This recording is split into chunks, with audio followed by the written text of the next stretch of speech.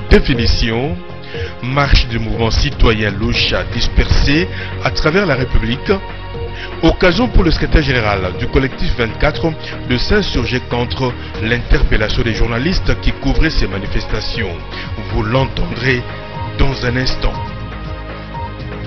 Clôture ce lundi 31 juillet de l'année académique 2016-2017 en Mbuji-Mayi dans le Kasaï oriental.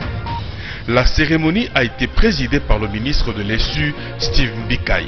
John Lungila vous présente ce téléjournal. Au bienvenue à tous. Bonsoir madame, bonsoir messieurs, bienvenue dans cette édition d'information. Le mouvement citoyen Loucha a organisé de marche ce 31 juillet 2017 à travers la République. Objectif visé, réclamer la tenue des élections en 2017 et la publication du calendrier électoral. À Kinshasa, la police a dispersé la marche des militants du mouvement citoyen Lutte pour les changements. 5 personnes ont été blessées par balle à Bukavu, alors que 52 personnes ont été interpellées à Goma lors de la marche organisée par la Loucha. Et puis le secrétaire général du collectif 24 dénonce l'interpellation des professionnels de médias qui couvraient la marche pacifique organisée ce 31 juillet par le mouvement citoyen à travers la République.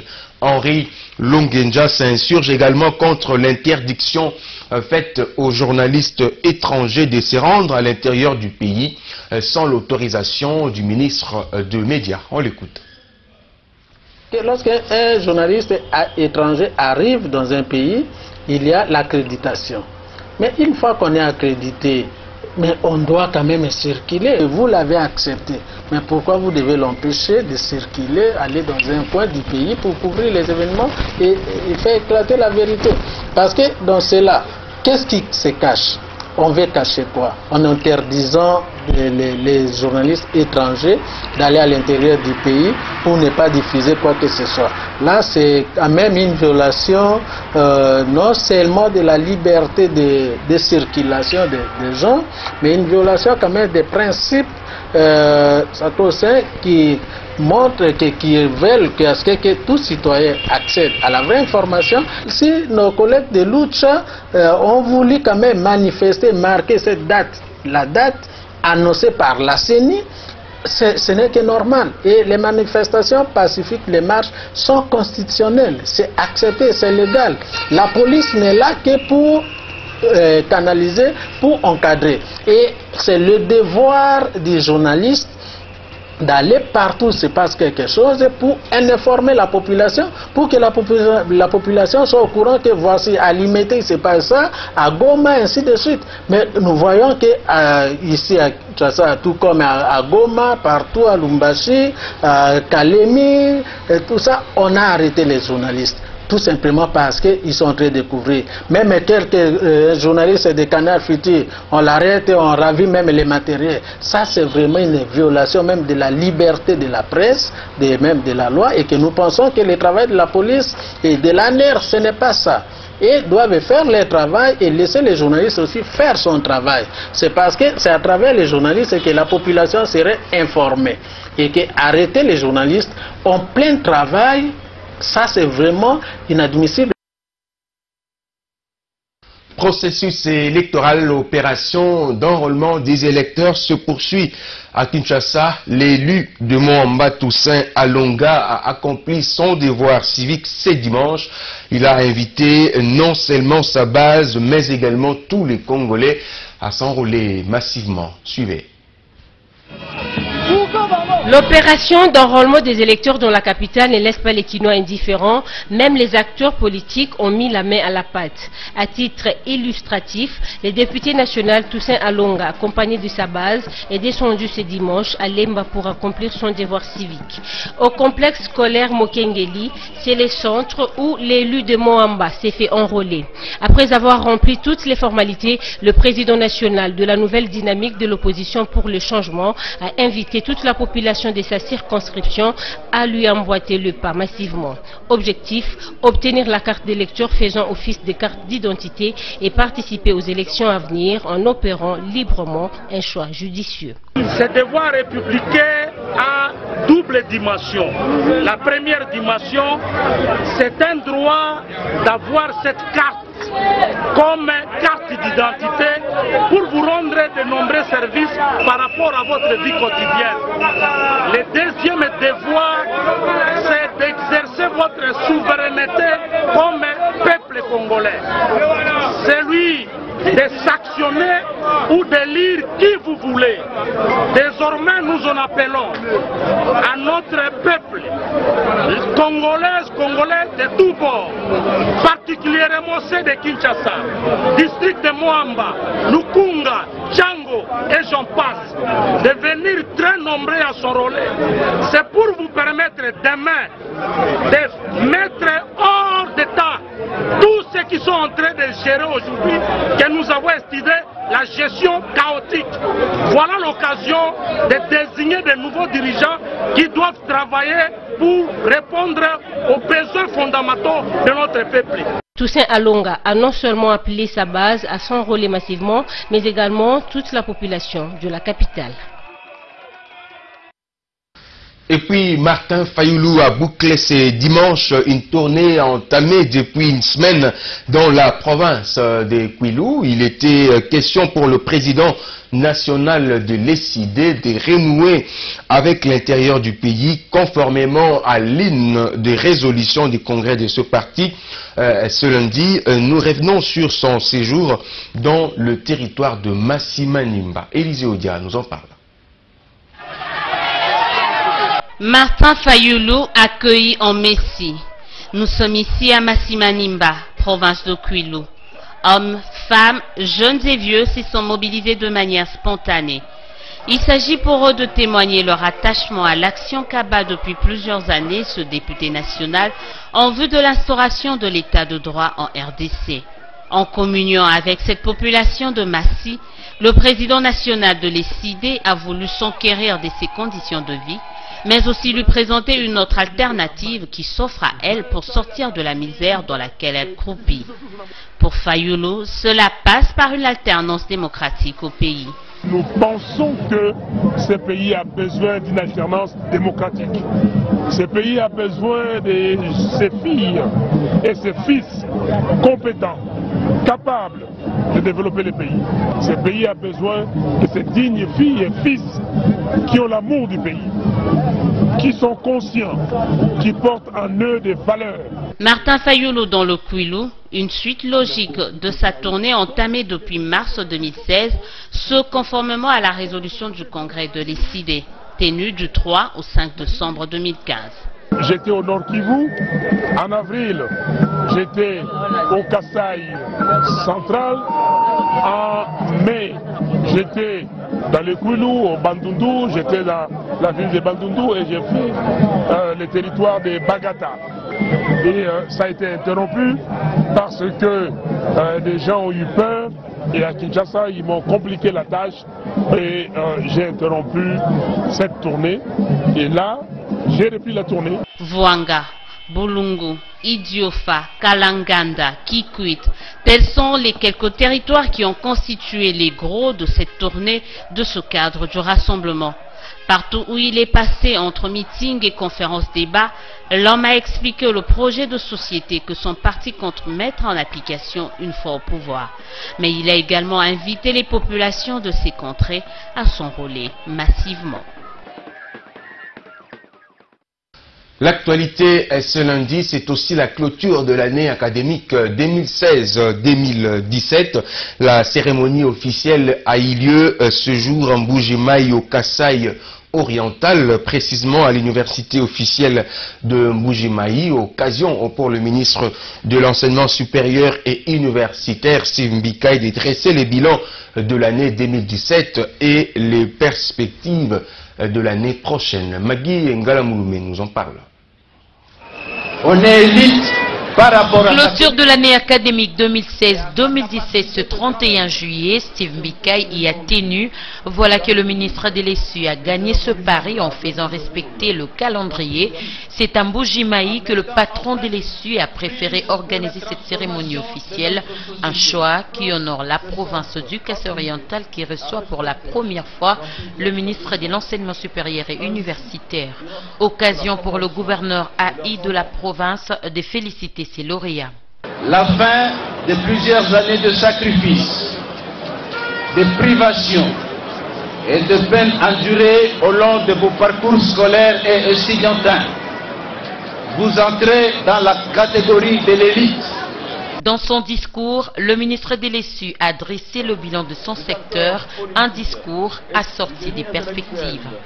Le rejet du calendrier académique constitue en effet l'un des indicateurs témoignant de l'effort que les acteurs de notre secteur fournissent pour garantir une coordination harmonieuse des relations entre le ministère de tutelle et les établissements en charge de former nos étudiants futurs cadres de la nation congolaise. En ces moments même, sur toute l'étendue de la République, des cérémonies semblables se déroulent dans plusieurs établissements. Je tiens à affirmer ma profonde reconnaissance à son Excellence, Monsieur le Président de la République, Joseph Kabila Kabange, chef de l'État et grand chancelier des universités congolaises, non seulement pour les efforts fournis en vue de restaurer et pérenniser la paix sur l'étendue du territoire national, mais aussi pour son attention particulière portée à notre secteur. Cette cérémonie a eu lieu à l'université officielle de Mbuji-Mayi où Steve Mbikaï a également ouvert 8 nouveaux instituts supérieurs.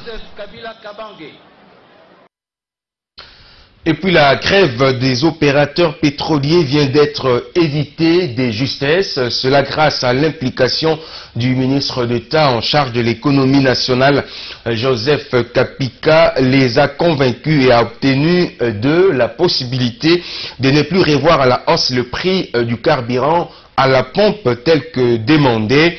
On écoute le ministre d'État en charge de l'économie nationale, Joseph Kapika. Il est au micro de Maninga Lamoume.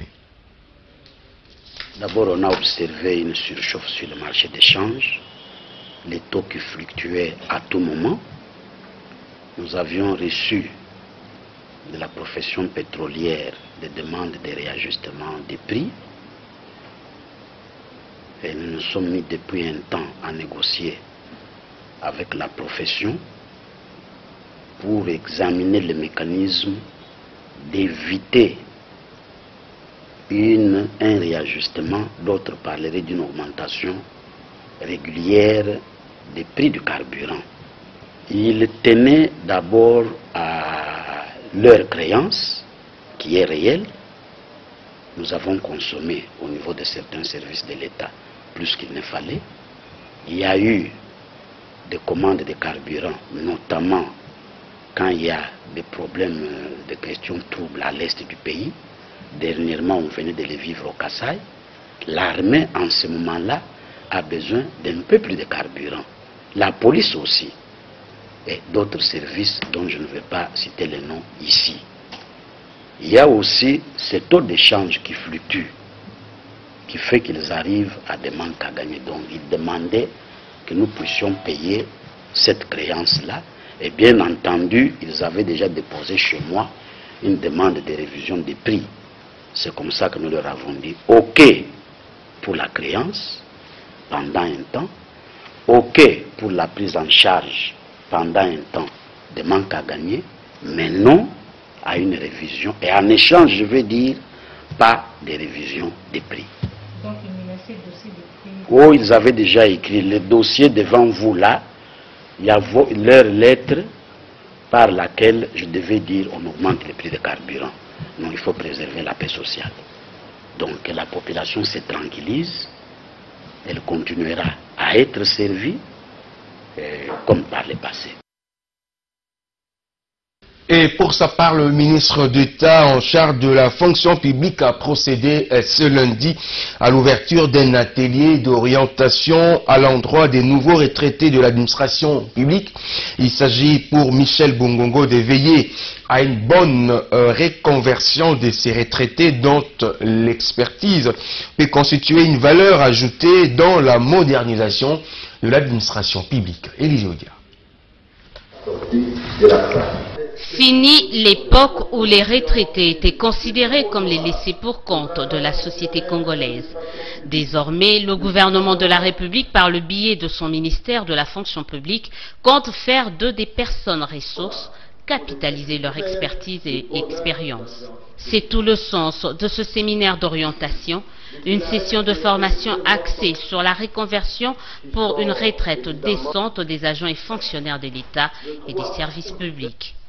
Il y a lieu de préciser à ce stade la détermination de son Excellence, Monsieur le Président de la République, chef de l'État, d'accompagner les retraités de la cohorte 2017 dans leur reconversion. Cet accompagnement que le ministère de la fonction publique organise dès aujourd'hui à travers un séminaire de formation d'1 mois entend inculquer des nouvelles aptitudes et compétences aux retraités et outiller ces derniers avec des informations utiles à leur reconversion. Ce séminaire bénéficie de l'appui de la Banque mondiale grâce au projet de réforme et de rajeunissement de l'administration publique. Un partenariat gouvernement-Banque mondiale salué ici par le coordonnateur de PRAP.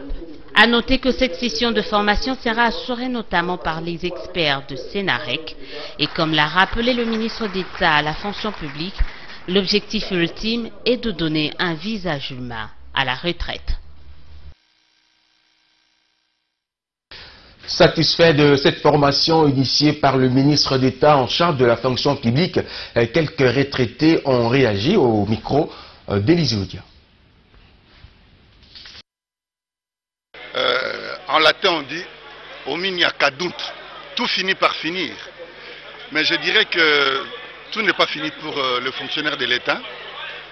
L'État nous a formés sur le plan académique, scolaire, professionnel. Nous avons une connaissance et l'État congolais, le gouvernement actuel, a profité de notre formation, de notre savoir pour nous maintenir quand même près de jeunes qui nous succèdent. Et l'adresse de son Excellence, Monsieur le ministre de la fonction publique, nous a fait des frissons dans ce sens que par le passé, le fonctionnaire retraité était rejeté. Mais avec sa politique et la politique du gouvernement, il profite de cette occasion, n'est-ce pas, pour capitaliser ce savoir, cette expérience. Vraiment, nous n'avons qu'à remercier le président de la République. Madame, Messieurs, place à présent à la revue des presse.